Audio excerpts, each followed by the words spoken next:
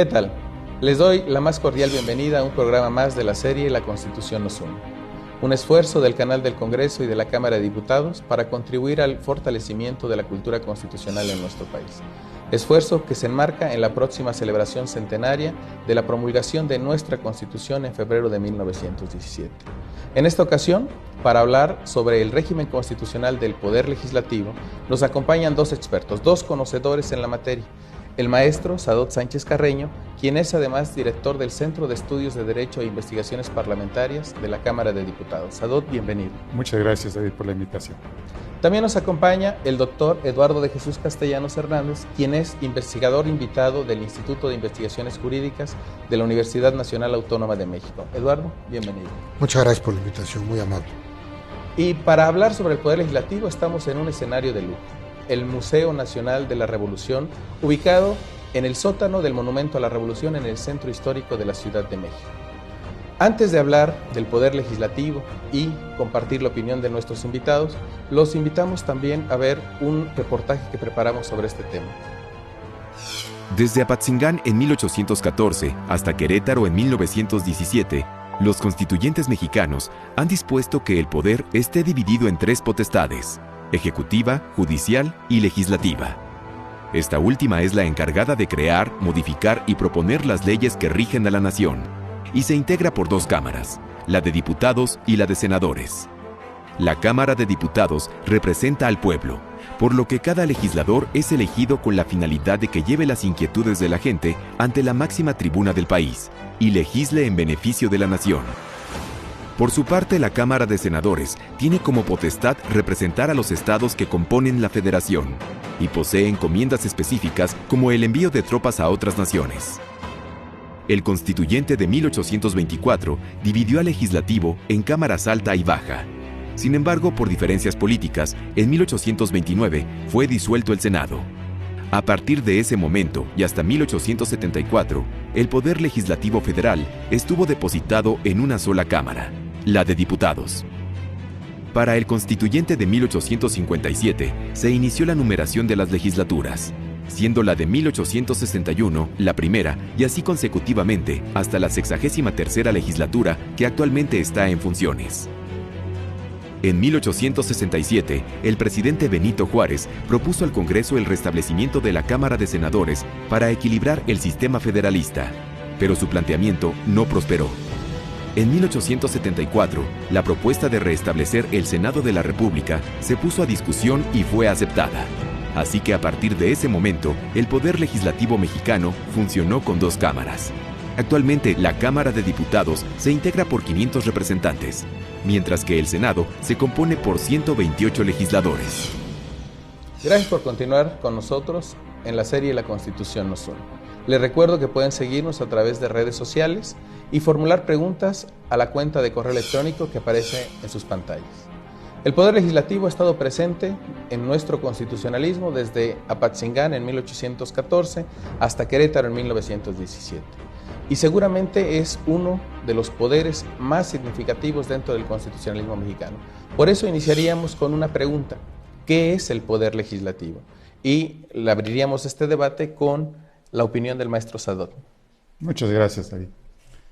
El Poder Legislativo lo podríamos definir en primer término de una manera formal, señalando y haciendo el recuerdo de lo que es el artículo 50 de nuestra Constitución, al escribir que el Poder Legislativo tiene como propósito la función legislativa, la tarea de hacer leyes, y que se compone de dos cámaras en nuestro país, la Cámara de Diputados y la Cámara de Senadores.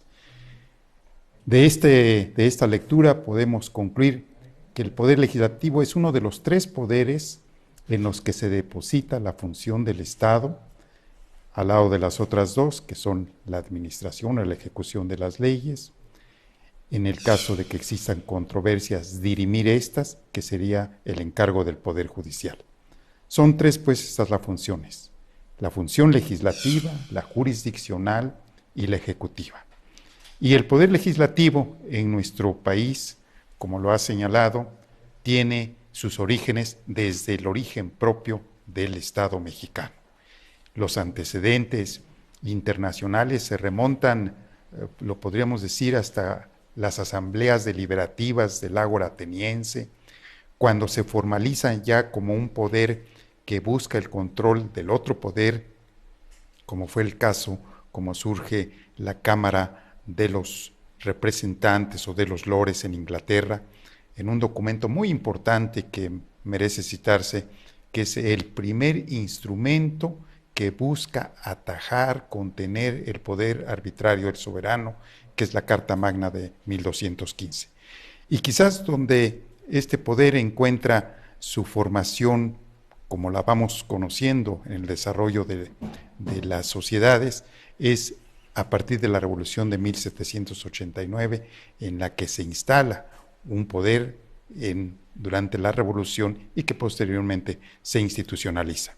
Podemos decir, pues, que este poder es una de las instituciones que tiene ancestrales y muy sólidas raíces y que hoy se inscribe como uno de los componentes emblemáticos, indispensables del desarrollo y del Estado moderno. Claro. Y aquí hay un tema sumamente importante. Hablabas de la deliberación, de esas asambleas que, remontándonos a los periodos griegos, helénicos, encontrábamos a todos los ciudadanos reunidos. Hoy día hablamos ya de órganos que son representativos. Y en esta evolución siempre se habla y se relaciona con el poder legislativo el tema de la soberanía, el tema de la representación popular. ¿Cuál es exactamente ese carácter que tiene el poder legislativo hoy día respecto de esa idea de representación de soberanía popular? Justamente a partir de que la complejidad, el tamaño de las sociedades actuales ya no permiten que, como en el Ágora ateniense, el ciudadano pudiera alcanzar con su voz a todos sus iguales, es necesario el sistema de representación política, de tal forma que el poder legislativo tiene tres funciones esenciales: representa, legisla y fiscaliza el trabajo de los otros poderes, particularmente del poder ejecutivo. De tal forma que la función de representación permite que el ciudadano ejerza su soberanía a través de los poderes del Estado, tanto de los poderes federales como de las constituciones particulares de los estados y ahora de la Ciudad de México muy pronto, que establecen los órganos formales de poder en cada uno de esos órdenes de gobierno. La soberanía del pueblo se expresa entonces a través de estos órganos representativos. Y ahorita acabas de tocar otro tema que es también sumamente importante. Hablando de la representación, hablas también de los niveles que existen en el caso mexicano, y eso nos lleva al régimen constitucional en nuestro país. Hablamos de un poder legislativo que se integra por dos cámaras, nos decía Sadot. Y estas dos cámaras cumplen con funciones diferentes, o cómo se organiza en nuestro sistema constitucional este sistema de dos cámaras. El sistema bicameral que tenemos obedece y sigue en muchos aspectos a lo que son las líneas a nivel internacional de aquellos países que tienen dos cámaras. Una que se denomina Cámara de Diputados, Casa de Representantes en algunos otros países, Cámara Baja, también se refiere en otros regímenes políticos, y la Cámara, en nuestro caso, de Senadores o Cámara Alta. Estas dos cámaras tienen en sus inicios una naturaleza, un origen y un objetivo diferente.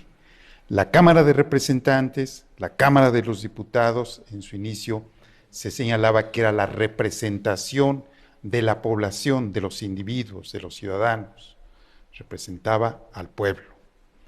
Y la Cámara de Senadores, en sus orígenes, también se inscribió en aquellas posiciones que le explicaban como representación del todo social, es decir, de la República, de las entidades federativas. Y así surgió la Cámara de Diputados como representante del pueblo, de la nación, y la Cámara de Senadores como representante de las entidades federativas.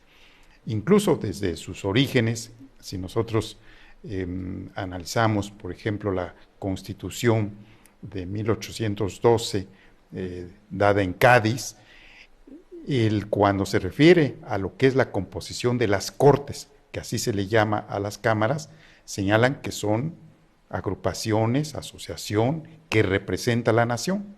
Y esta es una definición que se ha recogido en las constituciones que hemos tenido en México, y actualmente así lo señala el artículo 51 de nuestra Constitución. La Cámara de Diputados se integra con representantes de la nación. Los diputados son, pues, representantes de la nación en este sentido.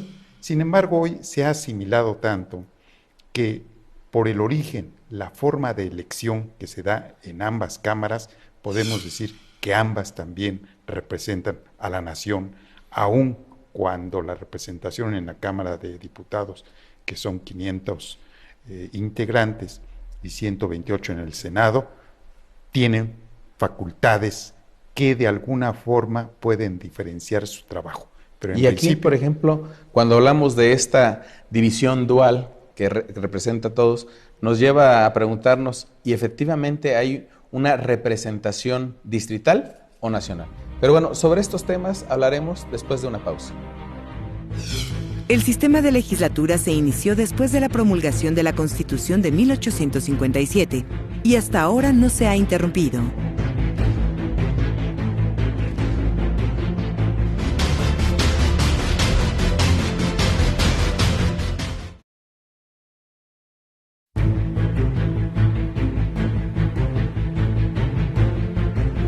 La Cámara de Diputados se integra por 500 legisladores, 300 electos por mayoría relativa en los 300 distritos electorales del país y 200 por el sistema de representación proporcional.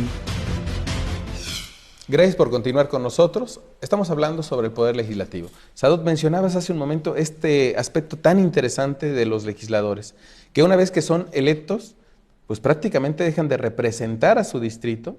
Y en esta idea constitucional son los representantes de la nación, son los representantes de todo.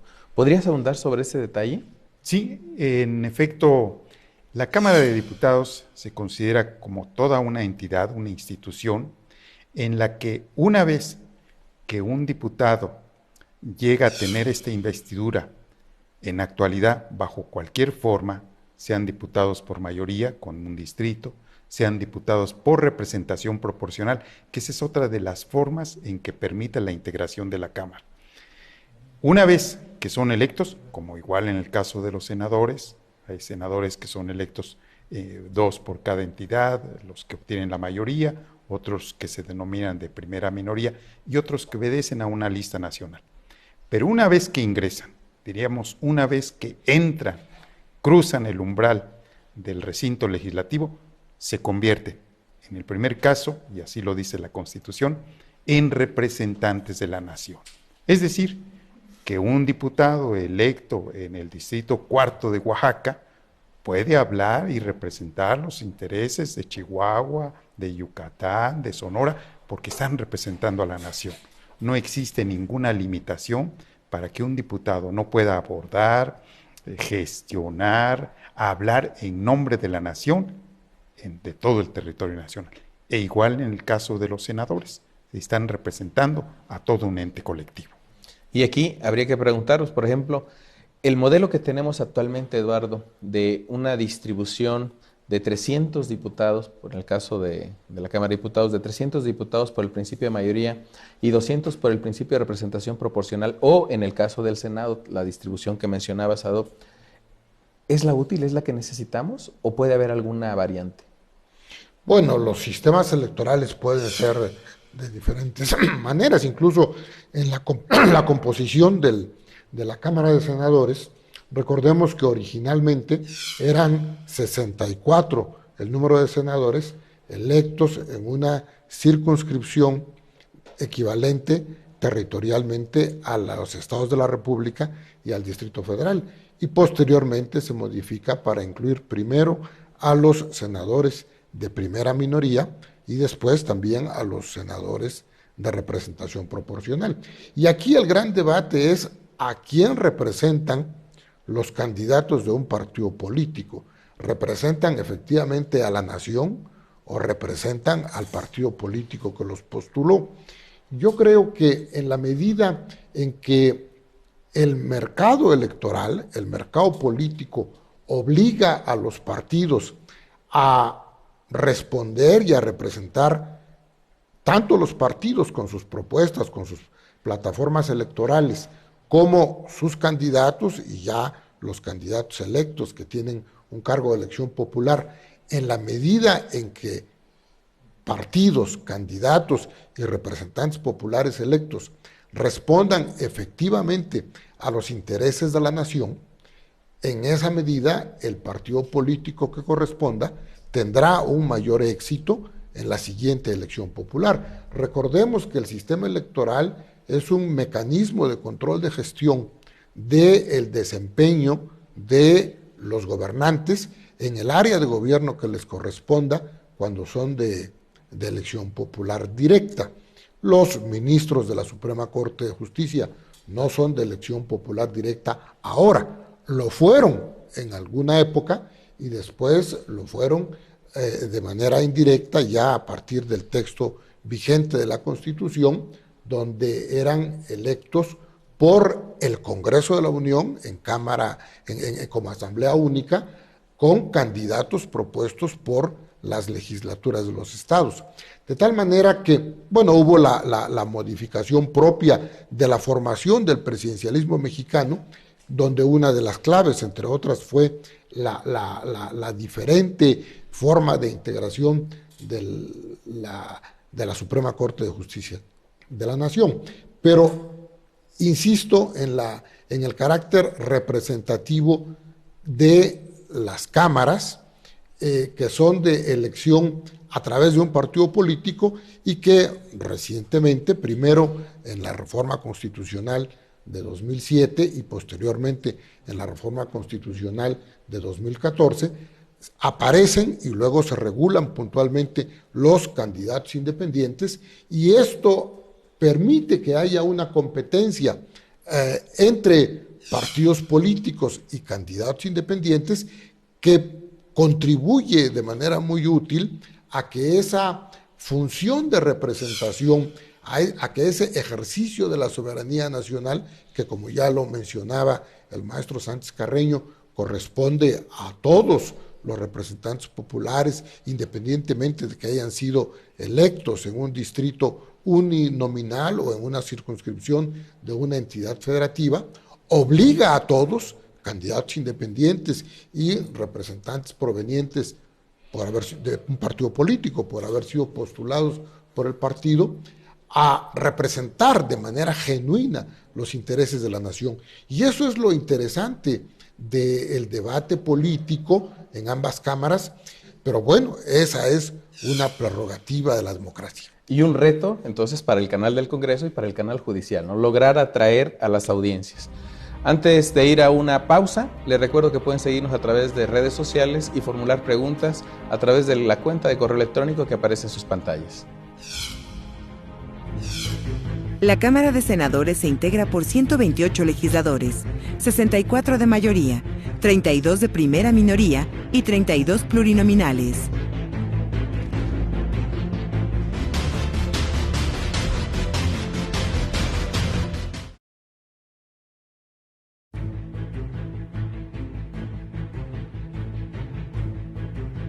En la 63ª legislatura, el porcentaje de mujeres en la Cámara de Diputados es del 42.5%. Con esto, nuestro país ocupó el 8º lugar, de acuerdo con el porcentaje de mujeres en la Cámara Baja, junto con Finlandia. Gracias por continuar con nosotros. Sadot, respecto a lo que acaba de mencionar Eduardo, ¿algo que quisieras abundar? La figura de los candidatos o las candidaturas independientes. Hasta hace poco, y lo ha mencionado con las reformas constitucionales, los partidos políticos eran los únicos que podían presentar candidaturas. Había un monopolio en ese sentido. Ellos eran los únicos que podían contribuir a integrar la representación nacional. Hoy no. Hoy un candidato independiente puede tener esa posibilidad. Y al lado de eso también otra reforma que se hizo a partir del 2014, que es la reelección de los representantes, tanto diputados como senadores, en el caso de la representación nacional, presidentes municipales a nivel de los ayuntamientos, Y esta figura, la reelección, las candidaturas independientes, están obligando también a una recomposición desde el punto de vista político para que también los partidos asuman una responsabilidad y los mismos representantes no solamente tengan el interés de atender las directrices, los lineamientos, los posicionamientos de los partidos, sino directamente a la ciudadanía. Y esto nos está llevando a algo que a nivel internacional ya se ha acreditado, que es la figura del Parlamento abierto. Hoy, al lado del gobierno abierto, existe el Parlamento abierto, que es una exigencia de la sociedad, no solamente en que se rindan cuentas, en que exista transparencia, sino que además de la participación política, exista una colaboración en las decisiones. Y esto nos abre a que tengamos en lo futuro parlamentos, congresos más sólidos, con un fortalecimiento que es el que exige al final de cuentas la sociedad, el de cada uno de los ciudadanos que quieren no solamente tener votos, sino colaborar en el trabajo legislativo. Tema muy importante. Y hay otro tema que también merece al menos mencionarse, el tema de que en un sistema federal, Eduardo, existe un poder legislativo federal y poderes u órganos colegiados legislativos en el ámbito local. ¿Cuál es el sistema de distribución de lo que cada uno puede hacer en nuestro constitucionalismo? Bueno, la clave de distribución de competencia en el sistema federal está en el artículo 124 de la Constitución, donde se señala que todas las atribuciones que no estén expresamente señaladas a los poderes federales se entienden reservadas a los funcionarios de los estados de la República. Aunque esta cláusula federal, como se le llama a la del artículo 124, funciona de manera exactamente opuesta en el artículo 122 constitucional con respecto a las competencias del Distrito Federal hasta hace poco, actualmente Ciudad de México, donde expresamente se señalan las atribuciones de las autoridades del gobierno local de la Ciudad de México. Ahora bien, concluyo rápidamente diciendo que no hay dos sistemas federales iguales, de la misma manera que no hay dos sistemas presidenciales ni dos sistemas parlamentarios iguales en el mundo. Hay algunos datos, algunos rasgos distintivos de cada uno de ellos, pero es el acuerdo político de los grupos que determinan la decisión política, los factores reales de poder en una sociedad en un momento dado, los que van a determinar la distribución de competencias, y nosotros lo vemos en nuestro federalismo, que para algunos pudiera pensarse que hay un crecimiento permanente de las actividades del gobierno federal, es decir, del gobierno central. Ok, muy interesante porque así como lo ha mencionado Eduardo, pues también podemos señalar que incluso en nuestro constitucionalismo, hace 10 años el régimen de distribución competencial no era el mismo que hoy. Es más, el año pasado no era el mismo que tenemos hoy día. Un último comentario para nuestro auditorio, Sadot. Primero señalar que hoy que estamos celebrando casi los 100 años del texto constitucional de 1917, debemos todos, y aquí la sociedad debe de participar, en construir esta cultura de la constitucionalidad. Y eso se logra a través del conocimiento de la Constitución. Es indispensable que en todo Estado exista una función de crear leyes. ¿Y cuál es el propósito de estas leyes? Hay un artículo en la Constitución de Apatzingán, el artículo 24, que señala algo que merece constituirse en el eje de toda la actividad, la felicidad de la sociedad. Lo que quiere, y cualquier ciudadano que nos esté escuchando, cualquier persona, que el Poder Legislativo haga, como lo decía la Constitución de Cádiz y que lo repite el Acta Constitutiva de 1824, que el Poder Legislativo haga leyes sabias y justas. Es un reclamo que el poder se ejerza cada vez con más eficacia, pero también con más transparencia. Y a eso se debe la modernización y moralización, diría yo, de las instituciones y que obedecen a la creación de una serie de actividades que se están institucionalizando. Merece destacarse, por ejemplo, la aprobación que acaba de hacer la Cámara de Diputados para que se establezca una academia de gobierno y derecho parlamentario que va a permitir la profesionalización y el mejor desempeño en el quehacer legislativo de los representantes. Estos son los caminos que hoy debemos de fortalecer, pero acompañados del trabajo también de análisis, de discusión, de crítica, de cuestionamiento de la propia ciudadanía. Hoy podemos decir que la Constitución nos une y su centenario nos reúne. Se nos ha terminado el tiempo, gracias a Dot. No me resta sino agradecer el favor de su atención y por supuesto agradecer a nuestros invitados que nos hayan acompañado en este programa. Por último, la pregunta que siempre formulamos en este programa: ¿qué tanto sabe acerca de su Constitución? Quienes estamos al frente de este equipo de trabajo tenemos un reto que es su reto, que lo sepa todo. Hasta pronto.